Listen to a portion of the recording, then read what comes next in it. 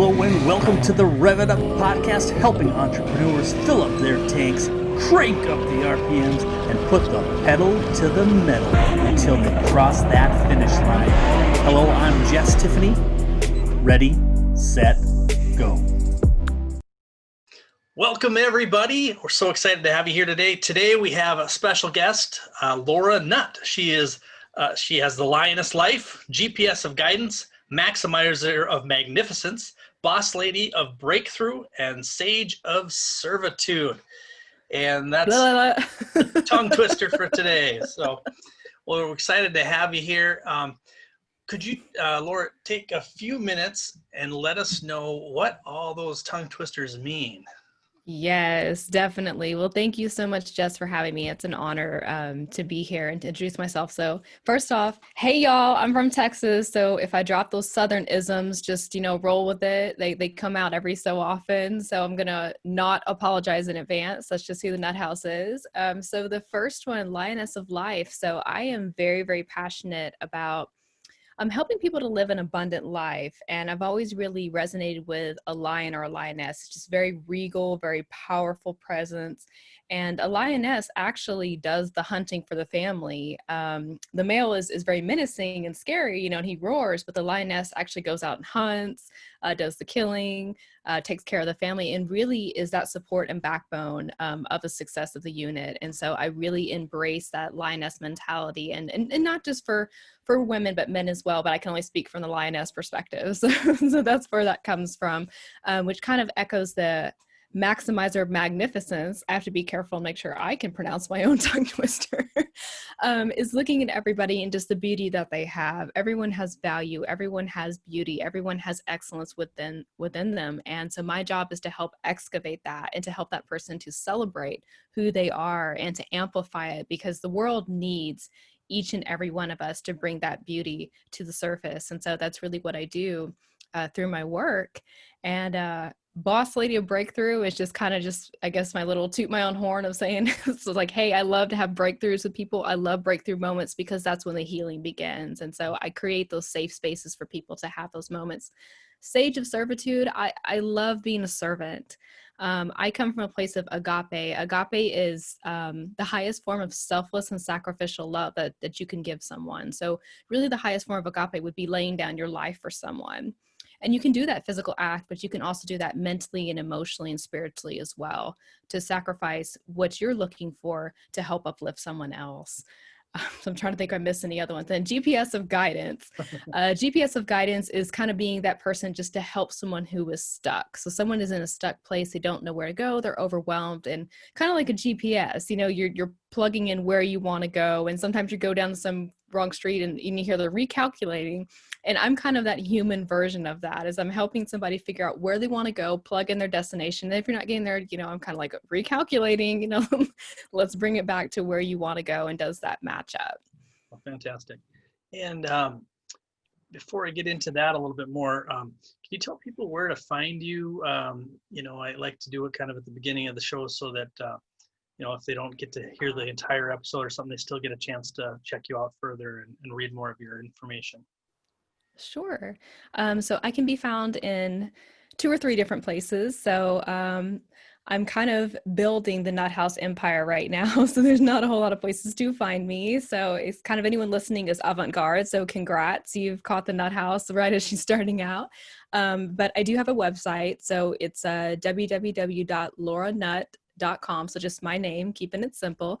Also, I'm very active on LinkedIn. So I can be found under the LinkedIn URL with lauranut.f2, because I have a podcast called Face Squared. And so that's where the F2 comes from. And then you can also contact me directly at my Gmail, which is Lioness Liberator @gmail.com.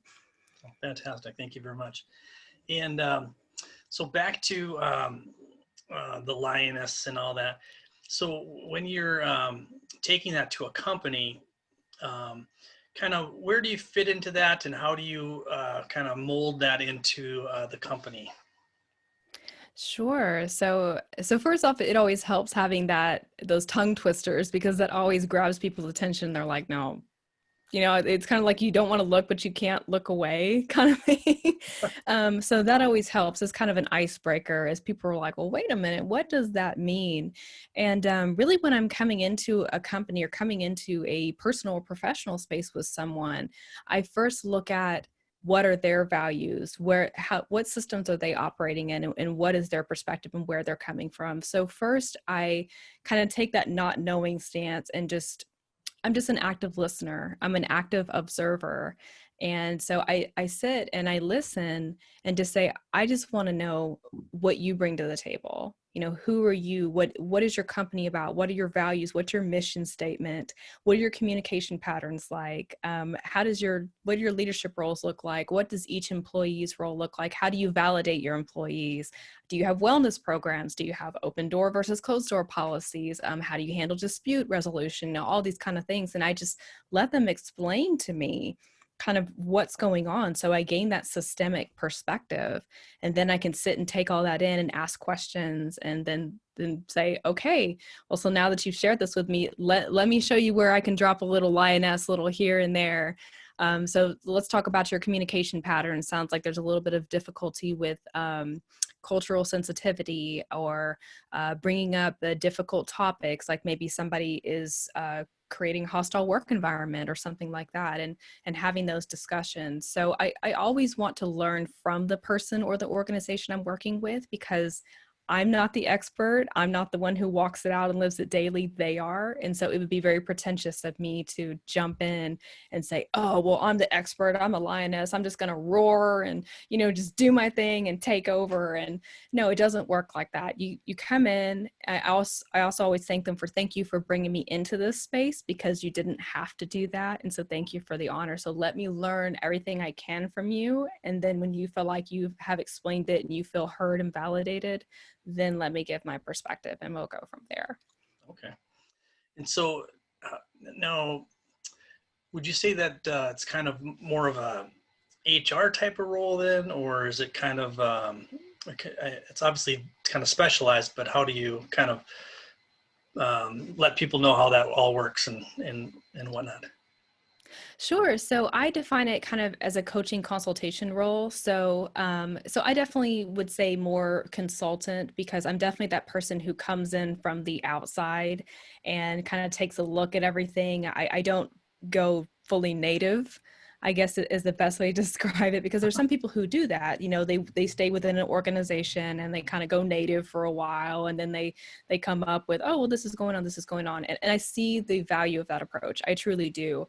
But I think coming in from outside saying, well, I'm a consultant and that's how I'm identifying myself, I'm a coach or consultant, then, I'm just able to kind of observe. And so I don't get so involved that I get entrenched in the thought patterns and the values, and I'm able to stay objective rather than becoming subjective. And so I think that really, really helps, because I'm able to be there and be present and see it, but at the same time, I don't get sucked in by it. So I can be objective on what's going on. And so I always kind of just remind people to say, hey, I'm here, I want that familiarity, but it's like, I don't want you to get too comfortable, because, I want to still be able to bring that professionalism to you. I don't want to be like a friend or a coworker or something like that. I just want to keep that helper role in mind.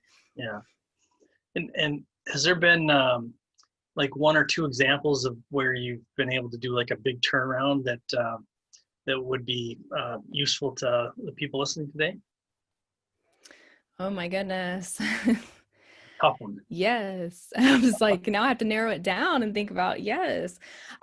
So one I did have with an organization. Now I actually was native in this one. I was actually working in this organization before I, as I call it, went rogue.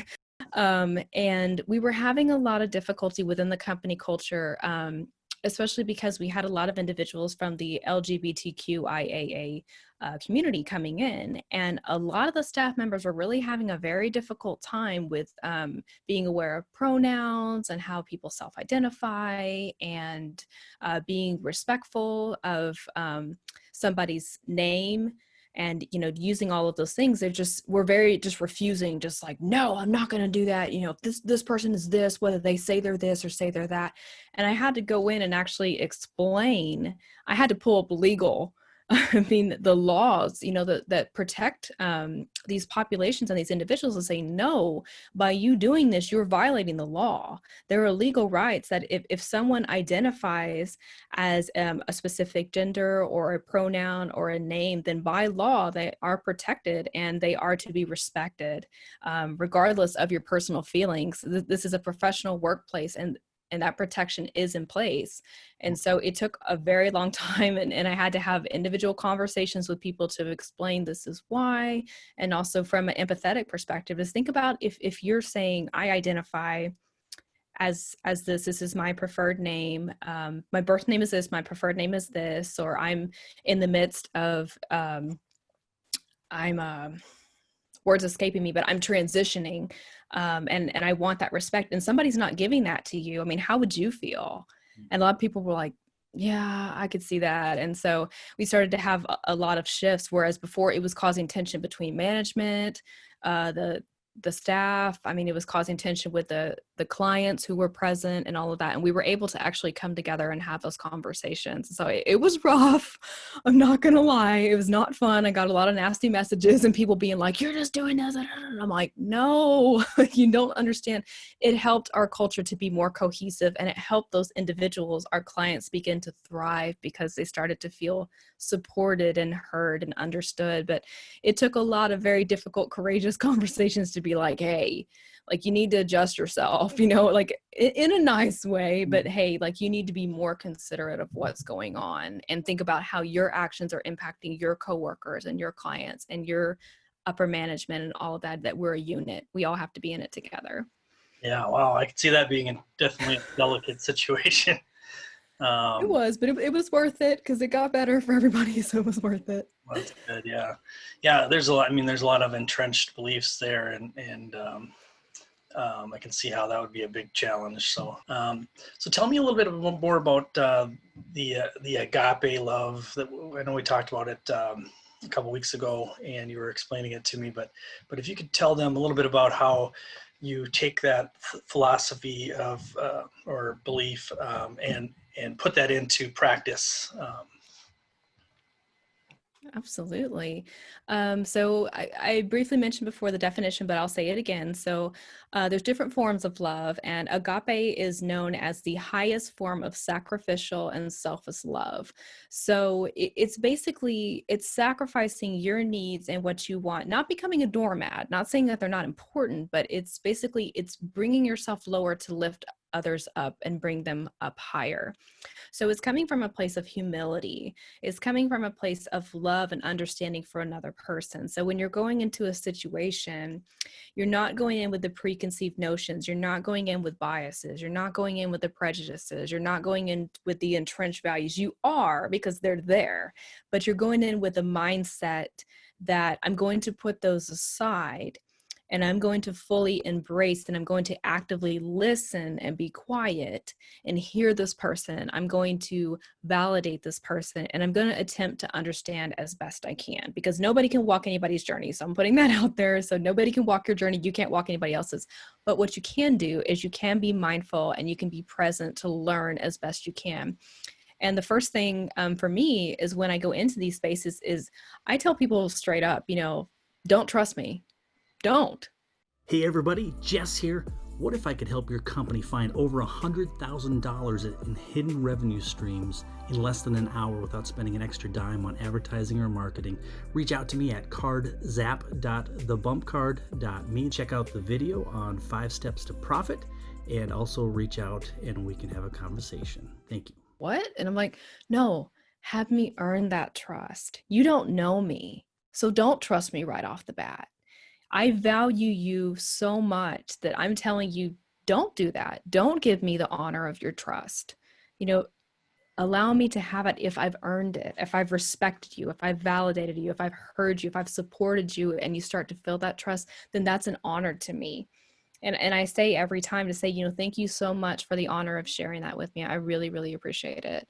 Or just really validating of the courage that it takes for somebody to share a difficulty or a struggle that they've had, or even speaking to me about those types of things. Is I view it as honor. And that's really the premise of agape is, giving somebody just your utmost, whether they deserve it or not. So you might be dealing with somebody who you found maybe quite nasty in the past, or not somebody that you don't really get along or like too well, but you still treat them with kindness and you still treat them with respect. And so I do that no matter what. Even if somebody says something really ugly to me, or if I'm just kind of in my mind, I'm just like, oh, this is kind of hard to do. I recognize they're still a person. They still need to be loved. They still need to be heard, and they still need to be appreciated. So I view it from, it's not against me personally. There may be something going on internally that I'm not aware of. So what can I do to be supportive no matter what? And I find that translates very, very well with a lot of people from all walks of life, because we all want to be heard. We all want to be validated. We all want to be understood. We all want to be appreciated for who we are. And for some of us, that's been more of a privilege that's been accessible to us than others. So I definitely want to give that equal opportunity of agape to everyone to be who they are and celebrated and validated and heard. Okay. And how do you get, like, say, a small business owner or, or a corporate person that hasn't known agape love, and how do you get that? How do you translate that to them so that they can share it within their culture when they haven't done it themselves? Oh my gosh, fun question. I love this one because sadly I have to say I get a lot of business owners, both small and larger corporations. And it's very, very common, especially in the larger corporations, because it's kind of like you get in the ivory tower, you get separated from your workers and you're so busy just trying to keep afloat with everything going on that you kind of lose touch with the human element. But especially for small business owners, that can happen as well, because, you're just trying to stay afloat. You're trying to get past the 3-year mark. That's kind of like the scary number, if we make it past year number 3, we're good. But up until that point. So usually I just have a very candid conversation with that person. And it starts out the same way with everybody. I sit down with them. I create that open space and say, I'm here to listen. I want to learn about you. And I really focus on what their values are. What are your values? What's important to you? And then I kind of put it back on them to do the homework to say, well, as an employee, what did you need in the workspace? What were you looking for? What defined a positive, healthy work environment, and what defined a toxic, hostile work environment? What was going on? What was said? What was not said? What was dealt with? What was not, what was not? And really put them empathy, putting them in the shoes of their workers and saying, what is it that you needed? And when they can identify that, because usually the answers have been pretty similar across the board. It's like, well, a healthy environment was, I felt like my coworkers had my back. There wasn't gossiping or backbiting going on. I felt like I could go to my supervisor, my boss, my manager, and I could tell them what was going on. They would take that feedback, implement it. Or I got accolades when I was doing well. I received positive feedback when I was doing well, things like that, as opposed to, and I also hear the toxic, I got criticized openly, publicly. My coworkers were not for each other. They didn't care. They were there for a paycheck and all those different things. And once we've identified those, and I say, okay, now let's look at your current business. How would you define your business? Would you define it as a hostile work environment? Toxic? Would you define it as healthy, thriving, and as a unit? And it's very eye-opening for the individual, because then they're going, sometimes I get that kind of crazy look like, well, I'm saying, well, that's okay, because acknowledgement and recognizing is the first step. If you're recognizing that you've got some pretty healthy, positive behaviors, but there's some toxic ones, then let's focus on how can we translate those into more positive and healthy ones. And that usually helps a business owner to be like, okay, I get it, because now I can think about, from my perspective, what would I want and what would I need? And then are my team members getting that? Like, am I going to them? Am I lifting them up? Am I pushing them through the difficult, saying, I've got you, I've got you? Am I encouraging them? Am I validating them? Am I opening up the meeting space for ideas and feedback? Or am I shutting them down and criticizing? Are my employees scared of me? Because that's something I hear with a lot of bosses, is they're just like, oh my gosh, like, yeah, they're just like, my employees never talk to me. Okay, well then you might need to you might need to shift that, because we need that open line of communication. So really that self-reflection just opens the doors. Once people see it, it's just amazing the transformation that takes place. They naturally start to go, I could do this and do this and do this. If they're passionate about their business. That's the caveat I say. If they don't really care about their employees and their business, then they may react a different way. But most of my business owners are like, oh yes, I'm totally down to do this, and they ask for that help, and they're more open to receiving it. And what about like in my industry, there's a lot of contractors. It's a lot of Yes. freelancers, and I kind of feel like it's, you're afraid to really invest because it's pretty much a transactional type situation a lot of times. It's like, okay, I need this done in WordPress and I need these, 15 social media things loaded up, and you just kind of expect it to happen. But it seems like it's hard to really invest because you don't really have that time other than assigning tasks. So do you have any insight on how to build community through, when you're kind of in that situation? Sure. And I think, like you said, that's kind of a tough one because an independent contractor, a 1099, a freelancer, gig, whatever you want to call it, pay per project, per diem, whatever it may be, is you don't have those same relationships with those individuals because they're there for a certain contract, a certain amount of time or a certain number of projects. And it's basically once they complete it, they're done. They're not employees. They're just paid for that service. And so I think just from what I've experienced, not just in the workplace, but working with companies, is that there's kind of, I hate to say it, but it's almost, they're kind of like the redhead stepchild. The way they're treated is like, okay, yeah, great, you're here, but it's like, you're not, it's us versus them mentality. You're here, but you're not one of us. So I'm not going to invest that same amount of time in you. Right. And I think the thing to remember is that they're still human. They may not, okay, so let's put it this way. So maybe they're not blood, they're not part of your family, they don't live in your house, but they are a guest in your house, right? Yeah. So they are still coming to visit, and maybe they're staying for a short time, but they're not there all the time. But would you do that to a guest in your house and say, well, you're not family, you don't live here all the time, so we're not. I might, but most people wouldn't. Right. Yeah, so it's good to think about that, to say, they're still human and they're still here, and also they viewed enough value in your business to agree to a contract,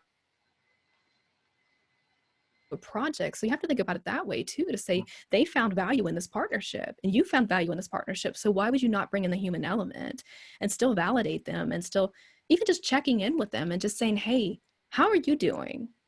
How are you? Or, or it's good to see you. Or if you buy them a coffee, or even just sit down and talk with them and just treat them like humans. They're not numbers. That's the key thing, is they're humans just like your employees. They're not numbers, they're people, and they still have the same, feelings, need for validation, support, and all that. And it just takes that little extra step. And if you treat them like humans and give them that value and just saying, thank you so much, you're doing such a great job. I appreciate the time that you're bringing in. Is there anything I can do to support you? Just giving them that validation and feedback. And if something's not working, talk with them about it. Not like you suck, but, just like, hey, I'm noticing that maybe we're not seeing eye to eye on this. Let's have a conversation. Just keep in communication with them. Keep checking in with them. Validate them. If they're doing a great job, tell them they're doing a great job. I said, Starbucks coffee or any coffee doesn't cost that much, but it gets you a smile, and it gets that value that we're all looking for. Because 9 times out of 10, you're going to get better output that way on your project.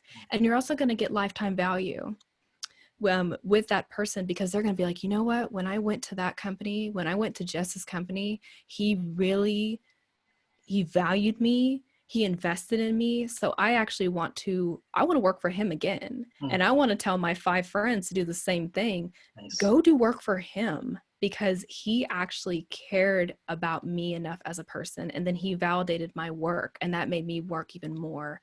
So there is so much. So contractors are just as important. And to me, almost they can be more important than employees, because it's a great opportunity to pull people in from the outside, not just from the business perspective, but just from the personal, just to create that culture.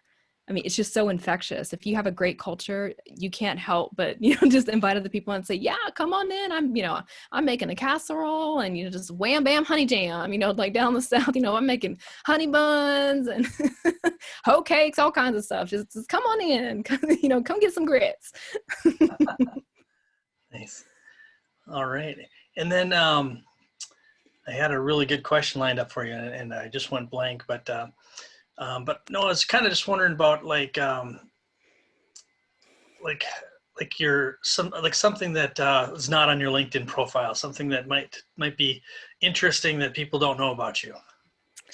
Oh goodness, the deep dark secrets of the Nutt House. Well, I don't know. Dark. They can be light secrets, Light secrets. Okay, but key phrase I'm hearing is a secret. So something people don't know about me. Wow, there's a couple things I can think of. Okay, so I'll do a light secret. So it's not anything that's like big, like woo, like shocker. But so actually, I was a miracle baby. My mother was actually physically unable to have children. Oh wow. Because her mother had taken, I believe it was DEA. I don't remember the exact medication, but there was a medication that they were giving women during World War II to prevent miscarriages. But what it was causing is it was causing birth defects. So there were babies born without arms and legs. And yeah, and so my grandmother took it, and she had my mother who was able-bodied and fully intact, but it impacted her to where she wasn't able to have children. So it actually took 10 years for me to show up. Oh wow. So yeah, so hi world, I'm here. Oh, you made it. Oh, that's good. Yes. And so the reason I share that is because every person who comes on earth is a miracle, is a blessing. And so I just want to say that, for anyone who's felt like you're not worthwhile or that you don't belong here, you're not a mistake, even if people told you that you were, and you have a purpose. And so that's a secret that I love to share, because it's like, yeah, the world didn't want me, but here I am. And so I'm going to make the best use of that. I'm going to be purposeful. I'm going to be meaningful. I'm going to be mindful, and I'm going to make that impact on the world. Yeah, I couldn't agree with you more. Every person has value. Every person is, important in some way, and it's sad to see, how people are just taken advantage of a lot of times out there. Yes. And not appreciated for the value that they add, and I think it takes a little bit of agape, I guess, and a little bit of yes, and a lot of agape, yes. A lot of love, to go out there and share that with people, and it's been a while, I guess, since I've talked about it, but just when you're walking around, smile at people. I mean, just it works. Not in a creepy way, but just in a nice, friendly way. And can you show us what a creepy smile would look like? I can't. Hopefully, okay, good. So it's like, don't do that. Yeah, this is like Jess's do's and don'ts. Don't do that. I don't know how to do creepy very well. So, like you're saying, yeah, don't be a creeper. Just smile. Just no. I mean, maybe I don't want to do that, but no. But usually, I just look at somebody and I'm just like, "How you doing today?" Yeah. And I did that in the supermarket the other day, and it was so funny because it didn't cost me anything. It wasn't hard to do. It was a greeter in a supermarket, and I just said, "How you doing today?" It was like I was his best friend, because he was like, "Oh my God, like I'm doing," and I was just like, oh, "Okay, cool," and then when I was leaving, he made a point to be like, "You have an awesome day. Elbow bump." I was just going for that. And all I did was smile at him and just say, "How are you doing?" And it made a world of difference, because I was seeing him like dancing around. Like, it just totally shifted his whole day. So I love that you talk about the power of a smile, and just, I always say that human element. And their name. Like if they have a name tag, you just say, "Hey, thanks, Grace," or, whatever the name is. And you'll see people light up like, "Wow, you're the 300th person today that's walked by me, and you're the only person that addressed me by my name." And a lot of people are really, it seems odd that they'd be moved by that, but they really are sometimes. If they haven't been, getting that agape for the day anyway. So There you go, your daily quota of agape. So Yep, it's like I've used it. smile at I've people used and it use up their now. name. Yeah. But I love that you bring that up though, because those are simple ways that you can implement it. Because I think when people hear agape, they go, well, how am I supposed to do that? Like it's this big assignment. Just be human. Jess brought up some excellent ideas of smiling at people or even complimenting people. There's sometimes where I'll see something like, and I'll do it to women too. So women, were not adverse to complimenting each other and meaning it. But I'll see something, especially like a woman, I'm like, oh my God, your shoes are so cute. And she's, thank you, and it just, or even a man or something, like he's like with his, let's do with children. It means so much to people if there's something like with a child or something. And there's a child talking about something and I'd be like, oh, wow, that's really, really cool. I mean, that will make the parents' day and make the child's day. Cause the child is just like, oh, somebody paid attention to me. I love this. And yeah, it's just spreading laughter, even cracking a corny joke. Like when you're talking to somebody, it's just like I'll say something with a nut house, like, whoops, should have had a V8, bam, or something, and people to start laughing.